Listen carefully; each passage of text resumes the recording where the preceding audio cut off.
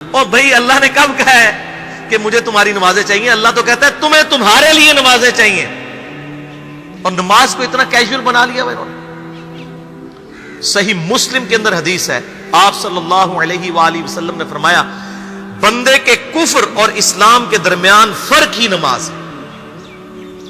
جو نماز پڑھتا ہے وہ مسلمان ہے، اور جو نماز نہیں پڑھتا وہ پاکستان کے شناختی کارڈ میں مسلمان ہے، اللہ کی ڈیفینیشن میں وہ عملاً کافر ہے۔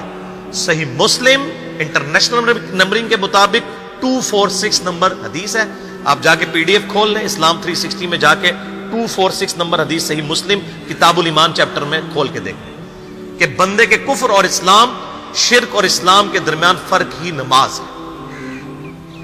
آپ بے شک اپنے آپ کو مسلمان کلیم کرتے رہے، لیکن وہ شناختی کارڈ والا مسلمان ہے، نکاح طلاق والا مسلمان ہے، اس کا جنازہ بھی پڑھ دیا جائے گا، پیدا ہوگا اذان بھی دے دی جائے گی، اللہ کے حضور وہ مسلمان نہیں ہے، وہ بس کلمے کا ہی ہم احترام کرتے ہیں، ادروائز تو عملاً کافر ہے وہ۔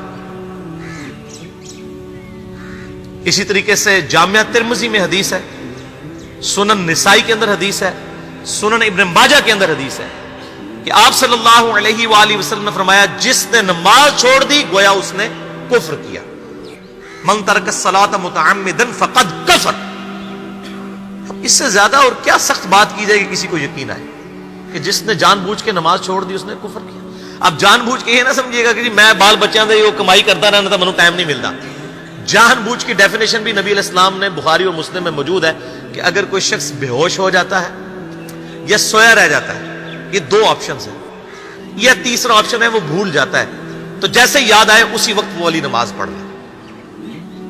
لیکن جو شخص دنیا کو ٹاپ پرائرٹی مانتا ہے، اپنا آفس چھوڑنے کے لیے تیار نہیں، اپنا کلینک چھوڑنے کے لیے تیار نہیں ہے، اور اپنی دکان چھوڑنے کے لیے تیار نہیں ہے نماز کے لیے، تو ظاہر ہے کہ وہ تو اپنے آپ کو دھوکہ دے رہے ہیں۔ اللہ تعالیٰ تو اپنے معاملات کے اندر بالکل اسٹریٹ فارورڈ ہے، بالکل یہ ذہن میں رکھ لیں۔ جامعہ ترمذی میں صحیح سند کے ساتھ موجود ہے، عبداللہ بن شفیق تابعی رحمہ اللہ تعالیٰ کہتے ہیں کہ صحابہ کرام علیہم رضوان صرف نماز کے چھوڑنے کو ہی اعمال میں سے کفر سمجھتے تھے، یعنی وہ کسی کو نماز پڑھتا ہوا دیکھتے تھے تو کہتے تھے یہ مسلمان ہے، اور کسی کو نماز پڑھتا ہوا نہیں دیکھتے تھے تو وہ کہتے تھے یہ کافر ہے۔ یہ جامعہ ترمذی ہے، یہ کوئی سٹوری بک نہیں میں سنا رہا آپ کو۔ مسند احمد میں صحیح سند کے ساتھ حدیث ہے، نبی صلی اللہ علیہ وآلہ وسلم نے معاذ ابن جبل سے فرمایا معاذ اللہ کے ساتھ کسی کو شریک نہ ٹھہرانا، خواہ تمہارے ٹکڑے ٹکڑے کر دیے جائیں، تمہیں سولی پہ چڑھا دیا جائے، تمہیں آگ میں جلا دیا جائے، اللہ کے ساتھ کسی کو شریک نہ ٹھہرانا، اور معاذ نماز بھی نہ چھوڑنا، کیونکہ جس نے نماز چھوڑ دی اللہ تعالیٰ کے ذمہ کرم سے وہ نکل گیا، اللہ کے حضور اس کے لیے کوئی حصہ نہیں ہے جس نے نماز چھوڑ دی۔ کتنا کرٹیکل ایشو ہے۔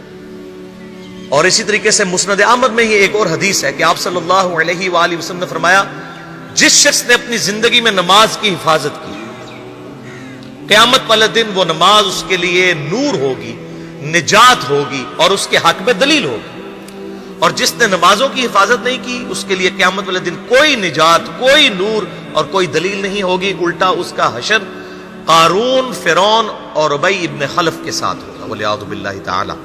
یہاں تو ہم کہہ دیتے ہیں یا اللہ جو کچھ بھی ہے تیرے محبوب کی امت سے ہے، یعنی یا اللہ ہم نے تو اپنی اصلاح کوئی نہیں کرنی، ہمیں اسی طریقے سے ہی قبول کر لیں، والعیاذ باللہ تعالی۔ اور کچھ ویسے علماء کا بھی اس میں بڑا برا کردار ہے کہ انہوں نے نماز کو بھی اتنا مشکل فرض بنا کے پیش کیا ہے کہ ایک عام آدمی کے لیے، اور جو دنیاوی معاملات کے اندر بھی انوالو ہے، اور کسی ایسی عورت کے لیے جس کے کئی بچے ہیں، مطلب اس روٹین کے اندر اس نماز کو مینج کرنا مشکل ہو جاتا ہے۔ ہمیں تو عشاء کی صرف 17 رکعتیں بتا دی گئی ہیں، حالانکہ 24 گھنٹے کے اندر ٹوٹل نماز کی رکعتیں 17 ہیں جن کی اکاؤنٹیبلٹی ہے۔ اور میں یہ بڑے یعنی وثوق کے ساتھ ایک ذمہ دار مبلغ کی حیثیت سے یہ بات کر رہا ہوں۔ آپ صحیح بخاری اور صحیح مسلم کھول کے دیکھ لیں، فرض نمازوں کی تعداد جو ہے وہ 5 آئی ہے، اور ان کی رکعتوں کی تعداد بھی بیان ہو گئی ہے۔ فجر کے 2 فرض، ظہر کے 4 فرض، عصر کے 4، مغرب کے 3 اور عشاء کے 4، اور سفر میں سارے 2 فرض ہیں، مغرب کے 3، یہ ٹوٹل 17 رکھتے ہیں جن کی اکاؤنٹیبلٹی۔ باقی جنہ گڑ پاؤ گے انہ میٹھا، وہ ساری نفلی عبادت ہے، وہ بخاری اور مسلم دونوں میں حدیث ہے، جس نے فرض کے علاوہ 12 رکعتوں میں استقامت کی اور وہ 12 رکعتیں آپ صلی اللہ علیہ وآلہ وسلم نے پڑھ کے بھی بتائیں. اور امہات المومنین میں سے سیدہ عائشہ نے، سیدہ ام سلمہ نے، سیدہ ام حبیبہ رضی اللہ عنہن نے روایت بھی کی کہ 2 فجر سے پہلے، 4 ظہر سے پہلے، 2 ظہر کے بعد، 2 مغرب کے بعد، 2 عشاء کے بعد. یہ 12 سنت موقدہ، جس نے یہ پڑھی اسے جنت میں محل ملے گا. اگر کوئی نہیں پڑھتا تو گناہگاری والا معاملہ کوئی نہیں ہے. اسی طریقے سے اس کے علاوہ ایک اور وطر کی نماز ہے جو سنت موقدہ ہے. وہ سیدنا مولا علی رضی اللہ تعالیٰ عنہ علیہ السلام کا قول ہے کہ وطر سنت ہے، سنت ہے، سنت ہے، مگر اسے مت چھوڑو. ہے سنت ہے لیکن تاکیدی ہے. آپ صلی اللہ علیہ وآلہ وسلم نے سفر میں بھی وطر اور فجر کی 2 سنتیں پڑھی ہیں، لیکن یہ صرف افضلیت کے اعتبار سے تاکیدی ہیں، ان کی کاؤنٹیبلٹی کوئی نہیں ہے. البتہ یہ ضرور ہے، سنن ابی داؤد میں ایک حدیث ہے کہ جس کی قیامت والے دن فرضوں میں کوتاہی نکل آئے گی تو اللہ تعالیٰ فرمائے گا میرے بندوں کی جو نفلی اور سنت عبادت ہے اس کو تول لو اور فرضوں کے ایکویلنٹ قبول کر لو. تو آپ اگر یعنی سنتیں پڑھیں گے تو اس کے ایکویلنٹ نفلوں کی کوتاہی پوری ہو جائے گی، ادروائز اکاؤنٹیبلٹی اس کی کوئی نہیں ہے. یہ ذہن میں رکھیے گا. صحیح بخاری اور مسلم دونوں میں حدیث موجود ہے. ایک صحابی آئے، انہوں نے کہا یا رسول اللہ صلی اللہ علیہ وآلہ وسلم میں جنت میں جانا چاہتا ہوں، مجھے کوئی شارٹ کٹ بتا دیں. آپ صلی اللہ علیہ وآلہ وسلم نے فرمایا اسلام لانے کے بعد نماز، فرض نماز کو قائم رکھ. پھر فرمایا فرض زکوٰۃ ادا کر، فرض روزے دے، روزے جو ہیں وہ ان کو ادا کر اور روزے رکھ. حج اس وقت فرض نہیں ہوا تھا، وہ زندگی میں ایک بار ہے. تو اس نے کہا یا رسول اللہ صلی اللہ علیہ وآلہ وسلم جتنا آپ نے مجھے بتایا نہ میں اس میں ایڈ کروں گا نہ اس میں سے کوئی چیز مائنس کروں گا. اور یہ کہہ کے وہ چلا گیا. آپ صلی اللہ علیہ وآلہ وسلم نے فرمایا اگر کسی نے کسی جنتی شخص کو دیکھنا ہے تو اس کو دیکھ لو جو یہ کہہ کے گیا کہ میں فرض نماز سے زیادہ کوئی نماز نہیں پڑھوں گا، صرف فرض روزہ ہی رکھوں گا، فرض زکوٰۃ ہی دوں گا. اب روزہ اور زکوٰۃ میں تو ہمارے علماء کو اور عام پبلک کو بھی جو دیندار لوگ ہیں ان کو ہضم ہوتی ہے کہ کوئی شخص یہ نہیں کہتا کہ بھئی پیر اور جمعرات کا روزہ. صحیح مسلم میں حدیث ہے کہ آپ صلی اللہ علیہ وآلہ وسلم کے نفلی روزوں کی یہ روٹین تھی. کوئی آپ کو یہ نہیں کہے گا کہ جس نے جمعرات اور پیر کا روزہ نہ رکھا اس کے رمضان کے روزے ہی قبول نہیں ہوں گے. کوئی کہتا؟ کیونکہ ان کو پتہ وہ نفلی ہے. اسی طریقے سے زکوٰۃ تو صرف 2.5% ہے نا، باقی تو نفلی صدقات ہیں جتنے مرضی دیں. کوئی شخص نہیں کہتا کہ نفلی صدقہ نہ دیا تو آپ کی زکوٰۃ بھی قبول نہیں ہوگی. الٹا یہ کہتے ہیں وہ بس جی زکوٰۃ دے لو تو باقی سارا مال پاک ہے. لیکن جب فرض نماز کی باری آتی ہے تو اس وقت وہ 12 رکھتے بھی سنت موقدہ بیچ میں گھسیٹ دیتے ہیں.